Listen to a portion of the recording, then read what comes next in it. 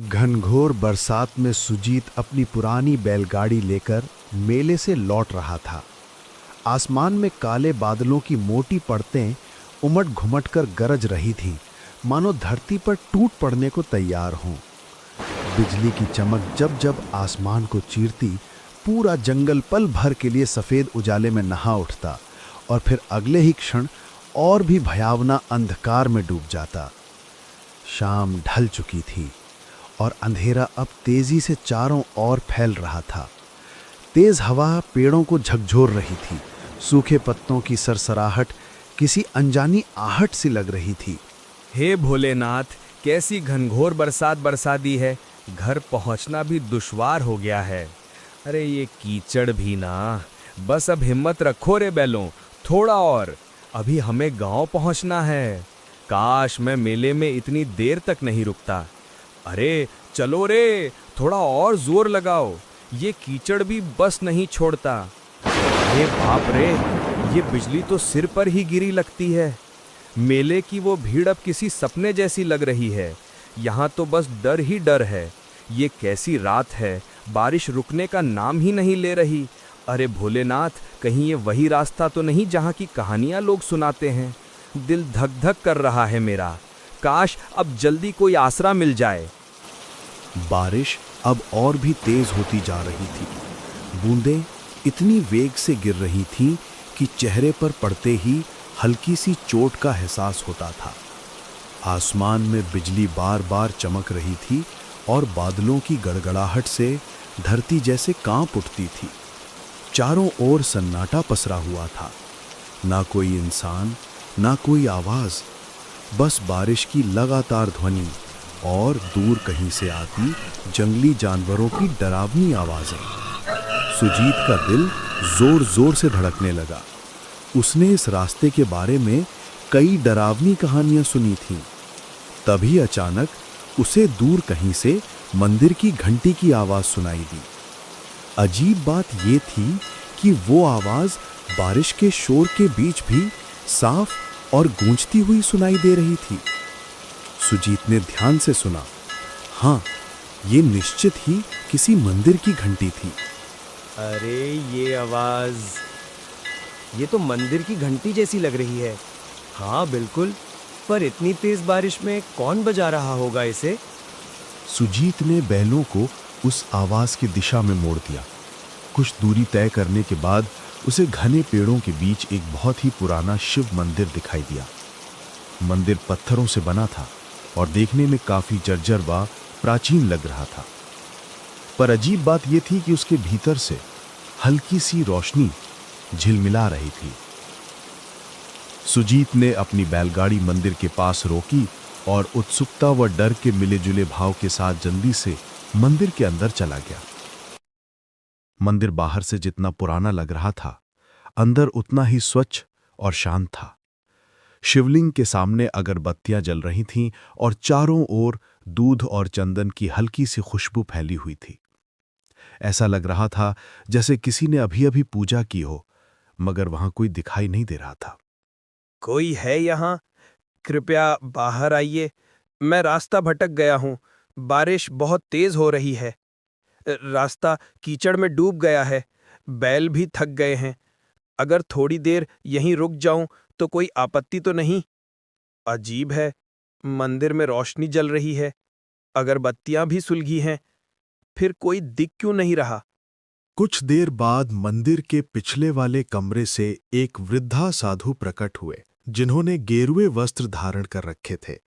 उनकी आंखों में गहरी शांति थी, पर चेहरे पर किसी गहरी चिंता की छाया साफ झलक रही थी। कौन हो तुम बेटा? इस तूफानी रात में यहाँ कैसे आ पहुँचे? महाराज, मैं पास के गांव से लौट रहा था। मेला देर तक चला गया, इसलिए देर हो गई। रास्ते में इतनी भयंकर बारिश शुरू हो गई कि कुछ सूझा ही नहीं। तभी मंदिर की घंटी की आवाज सुनी और यहाँ चला आया। वे कुछ क्षणों तक सुजीत को निहारते रहे, मौन और स्थिर।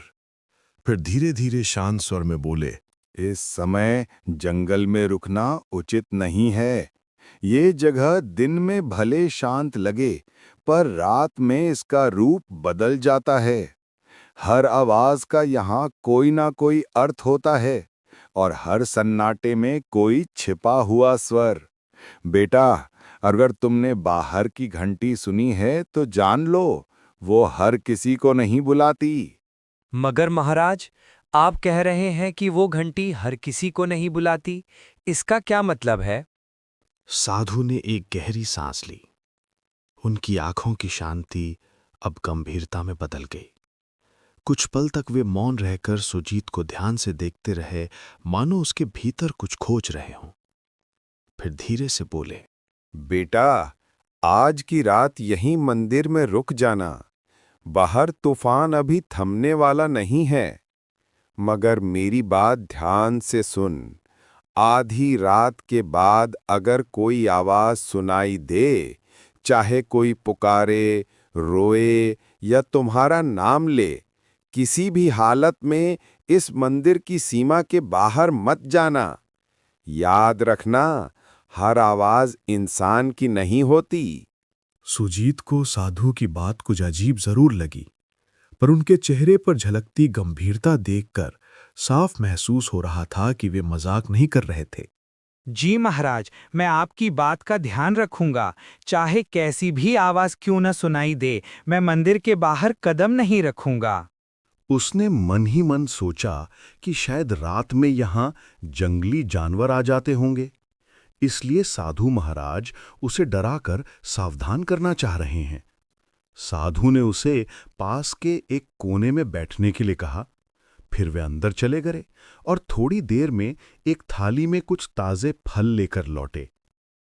लो बेटा, ये कुछ ताजे फल खा लो। रास्ता लंबा था, शरीर को आराम और भोजन दोनों की जरूरत है। बाहर तूफान है, इसलिए आज यहीं ठहर जाओ। भगवान शिव की शरण में हो, चिंता मत करो, सब ठीक रहेगा। सुजीत ने शांति से फल खाए और पानी पिया। साधु महाराज ने उसे एक पुरानी चटाई और कंबल दिया ताकि वो आराम कर सके। सुजीत ने श्रद्धा से भगवान शिव को प्रणाम किया और मंदिर के कोने में जाकर लेट गया। थकान के मारे उसकी आंखें धीरे धीरे बंद होने लगी।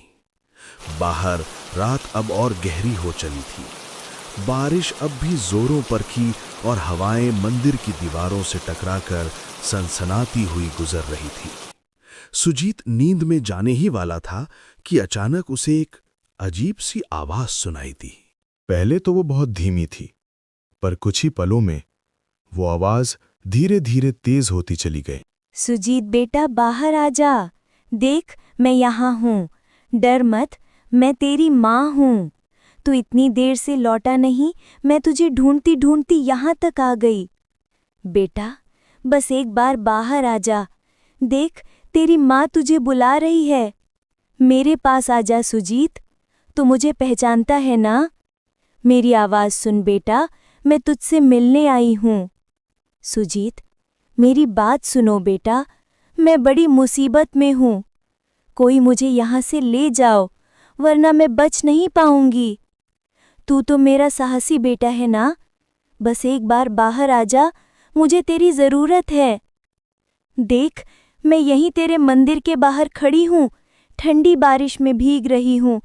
जल्दी आ बेटा, मुझे बचा ले। सुजीत की आंखें अचानक खुल गईं। वो चौंक कर उठ बैठा। उसके चारों ओर सन्नाटा पसरा था, पर वो आवाज अब और स्पष्ट सुनाई दे रही थी। अजीब बात ये थी कि वो आवाज किसी और की नहीं, बल्कि उसकी अपने मां की आवाज जैसी लग रही थी। ये आवाज माँ की लग रही है, लेकिन माँ यहाँ कैसे हो सकती है? नहीं, ये सच नहीं हो सकता। वो तो गांव में थी। पर अगर सच में वो हैं, तो मैं कैसे अंदर बैठा रहूं? हे शिव शंकर, अब मैं क्या करूं? बाहर जाऊं या नहीं? सुजीत का दिल जोर जोर से धड़कने लगा, मानो उसकी छाती से बाहर निकल आएगा। डर और जिज्ञासा दोनों उसके मन में एक साथ उमड़ने लगे। सुजीत उठ खड़ा हुआ और धीरे धीरे मंदिर के दरवाजे की ओर बढ़ने लगा। उसका हाथ दरवाजे की ओर बढ़ रहा था, जबकि मन भीतर से कह रहा था, शायद बाहर अगर माँ है और अगर सच में उन्हें एक मदद चाहिए तो मैं कैसे न जाऊं। तभी अचानक किसी ने उसका हाथ कसकर पकड़ लिया। सुजीत सिहर उठा, पीछे मुड़ा तो देखा साधु महाराज उसके पीछे खड़े थे। उनकी आंखों में गहरी गंभीरता और एक अनकहा डर झलक रहा था। रुको बेटा, एक कदम भी बाहर मत रखना। मैंने तुम्हें पहले ही चेतावनी दी थी। जो आवाजें बाहर से आती हैं वे इंसान की नहीं होती, चाहे वो तेरी माँ की ही क्यों ना लगें। महाराज, पर वो तो सच में मेरी माँ की आवाज थी। वही पुकार रही थी मुझे, कह रही थी कि वो मुसीबत में है। अगर सच में वो हैं तो मैं उन्हें ऐसे कैसे छोड़ दूं? वो तेरी नहीं है। ये छाया तुम्हारे मन को पढ़ लेती है बेटा। ये उसी की आवाज निकालती है जिसके लिए तेरे दिल में सबसे गहरा प्रेम हो।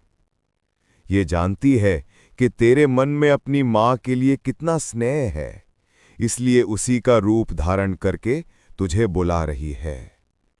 कई यात्री इसके इस छल में फंस चुके हैं और फिर कभी लौटे नहीं। सुजीत बेटा, तो मुझे क्यों नहीं सुन रहा? सिसकियों की आवाज हवा में घुलती है। मैं बहुत दर्द में हूँ। तेरी माँ हूँ मैं। देख, मैं यहीं बाहर हूँ, बारिश में भीग रही हूँ। रोने की धीमी टूटी हुई आवाज सुनाई देती है। मुझे अकेला मत छोड़ बेटा, बस एक बार बाहर आ जा। अगर तू नहीं आया तो मैं बच नहीं पाऊंगी। साधु महाराज, छोड़ दीजिए मुझे। वो मेरी माँ है, उनकी आवाज मैं पहचानता हूँ। आप समझ नहीं रहे, वो मुसीबत में हैं। मुझे उनकी मदद करनी ही होगी। कृपया जाने दीजिए, मैं उन्हें ऐसे नहीं छोड़ सकता। वो मुझे पुकार रही हैं। याद रखना, अगर तू बाहर गया तो तेरा नाम भी उनमें शामिल हो जाएगा। साधु ने झटके से सुजीत को वापस अंदर खींच लिया और जमीन पर बिठा दिया। फिर वे सीधे शिवलिंग के सामने जाकर पद्मासन में बैठ गए और ऊंचे स्वर में मंत्र जपने लगे। ओम नमः शिवाय, ओम त्र्यंबकम यजामहे सुगंधिम पुष्टिवर्धनम, ओम नमः काल भैरवाय, ओम हु जू सह रुद्राय नमः, हर हर महादेव, रक्षामि रक्षामि महाकाल देव। पंडित, तुम कितना भी मंत्र जप कर लो, मुझे नहीं रोक पाओगे। मैं फिर आऊंगी, बार बार आऊंगी। जब जब कोई इस मंदिर में कदम रखेगा मैं उसे पुकारूंगी। तुम मुझे बांध नहीं सकते। मेरी छाया हर दिशा में फैली है, हर हवा में मेरा नाम गूंजता है। ओम नमः शिवाय। उनके मंत्रों की गूंज पूरे मंदिर में फैल रही। ओम नमः काल भैरवाय। धीरे धीरे बाहर की आवाज बढ़ने लगी, हर हर, मगर पूरी तरह से थमी नहीं। रक्षामि रक्षामि। साधु ने मंत्र जाप जारी रखा। उनके माथे पर पसीने की बूंदें चमकने लगी थीं और पूरा मंदिर एक अजीब रहस्यमयी ऊर्जा से भर गया। सुजीत डर के मारे कांप रहा था। उसका दिल तेजी से धड़क रहा था। अब डर मत करना बेटा, वो शक्ति अब लौट गई है। इस मंदिर की रक्षा स्वयं भोलेनाथ करते हैं। तुम अब निश्चिंत होकर सो जाओ, मैं यहीं बैठा रहूंगा। कुछ देर बाद बाहर की सारी आवाजें एकदम थम गई। अब बस बारिश की लगातार गिरती बूंदों की आवाज रह गई थी। सुजीत कांपते हुए वापस अपनी चटाई पर लेट गया, मगर उसकी आंखों में नींद कहाँ थी। वो पूरी रात जागता रहा। जब सुबह की पहली किरण मंदिर के अंदर पहुंची तो सुजीत धीरे धीरे उठा और बाहर निकल आया। बारिश अब थम चुकी थी, लेकिन मंदिर के चारों ओर जमीन पर अजीब से पैरों के निशान बने हुए थे, जैसे कोई अनजानी चीज रात भर मंदिर के इर्द गिर्द घूमती रही हो। तभी साधु महाराज अपनी कुटिया से बाहर आए। उन्होंने चारों ओर देखा और गहरी सांस ली, मानो किसी लंबे संघर्ष के बाद राहत मिली हो। देख रहे हो बेटा, ये निशान, ये उसी छाया के हैं जो पूरी रात मंदिर के चारों ओर मंडराती रही। वो कोशिश कर रही थी कि तुम्हें बाहर खींच ले जाए, तुम्हारे मन के प्रेम का इस्तेमाल करके तुम्हें अपने जाल में फंसाए। पर भगवान शिव की कृपा से वो इस मंदिर की सीमा पार नहीं कर सकी। ये रेखाएं उसकी असफलता की निशानी है। वो अब भी मुक्ति नहीं पा सकी, इसलिए हर तूफानी रात में लौटती है किसी नए मन को बहकाने। महाराज, ये छाया आखिर कौन है? क्यों हर रात यहाँ आती है? और क्यों मुझे अपनी माँ की आवाज में बुला रही थी? इसका क्या रहस्य है? इसकी पिछली कहानी क्या है? बेटा, ये छाया कोई साधारण आत्मा नहीं है। कभी ये भी एक इंसान थी, एक औरत जो अपने पति की मौत के बाद पागलपन की हद तक टूट गई थी। कहा जाता है कि वो अपने दुख में इतनी डूब गई कि उसे जीते जी शांति नहीं मिली। एक तूफानी रात में उसने इसी जंगल में अपनी जान दे दी।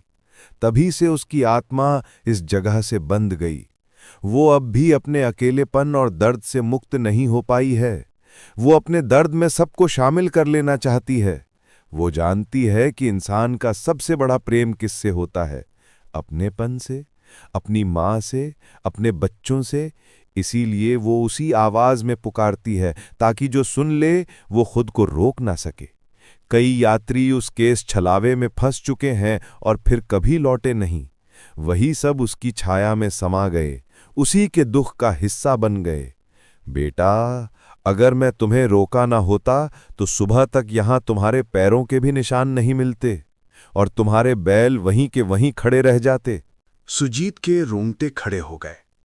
सुजीत ने कांपते हाथों से साधु के चरण छुए। साधु महाराज, अगर आप मुझे नहीं रोकते तो पता नहीं मेरा क्या होता। साधु महाराज, आपने मेरी जान बचाई है। अगर आप ना होते तो आज मैं जिंदा नहीं होता। मैं आपका आजीवन ऋणी रहूंगा, इसे मैं कभी नहीं भूलूंगा। बेटा, मुझे नहीं, भगवान शिव को कहना। उन्हीं की कृपा से तुम आज सुरक्षित हो। याद रखना, उस छाया से बचने का एक ही उपाय है, श्रद्धा और विश्वास। ये दोनों कभी मत भूलना। सुजीत ने भगवान शंकर की मूर्ति के पास जाकर श्रद्धा से प्रणाम किया। फिर वो बाहर आकर अपनी बैलगाड़ी के पास पहुंचा। दोनों बैल सुरक्षित खड़े थे, जैसे रात की भयानक घटनाओं से अनजान हों। उसने बैलगाड़ी तैयार की, साधु महाराज को अंतिम प्रणाम किया और वहां से रवाना हो गया। रास्ते भर उसका मन उसी रात की घटनाओं में उलझा रहा। वो आवाज कितनी सच्ची, कितनी जीवंत लग रही थी। उसे एहसास हो रहा था कि अगर साधु महाराज ना होते तो शायद आज वो जिंदा ना होता। सुबह की सुनहरी धूप अब पेड़ों की पत्तियों पर चमक रही थी। दोपहर तक सुजीत अपने गांव पहुंच गया। घर पहुंचते ही उसकी नजर अपनी मां पर पड़ी। वो आंगन में बैठी अपने छोटे बेटे से हंसते हुए बातें कर रही थी। मां को कुछ नहीं हुआ था, वो बिल्कुल सुरक्षित थी। अरे, ये क्या हाल बना रखा है तूने सुजीत? कांप क्यों रहा है बेटा? कहीं रास्ते में कुछ हुआ क्या? बोल ना पगले, तू ठीक तो है ना? माँ, मैं बहुत डर गया था। रात भर तुम्हारी आवाज सुनाई देती रही, इतनी सच्ची, इतनी करीब, जैसे तुम मुझे बुला रही हो। मैंने सोचा तुम किसी मुसीबत में हो। अगर साधु महाराज मुझे ना रोकते तो शायद मैं आज तुम्हारे सामने ना होता। सुजीत ने अपनी मां को रात की सारी घटना बताई। उसकी बात सुनकर मां की आंखों में डर और हैरानी दोनों झलकने लगे। धीरे धीरे ये खबर पूरे गांव में फैल गई। सबको मालूम हो गया कि उस जंगल में रात के समय कुछ अनहोनी घटती है।